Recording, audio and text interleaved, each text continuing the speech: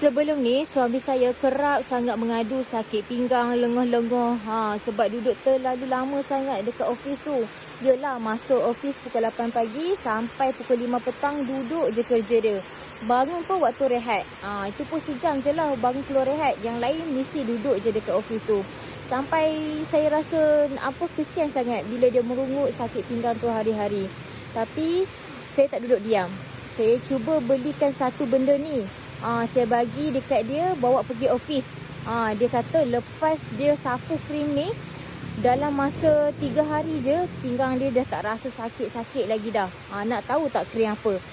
Iaitu krim Harbour Flag ni. Saya beli krim Harbour Flag ni lah untuk suami saya. Supaya dia boleh sapu dekat bahagian pinggang tu. Supaya hilang rasa sengal-sengal, lengah-lengah tu.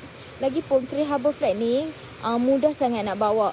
Jadi saya belikan satu letak di rumah dan satu lagi bagi dia bawa pergi office. Letak satu dekat office. Jadi untuk akak abang semua yang mana kerja office tu, tak tahu dah nak kerap sangat sakit pinggang, lengah pinggang tu kan sebab duduk terlalu lama, boleh cuba krim Harbour Flag ni. Nak gunanya pun sangat mudah.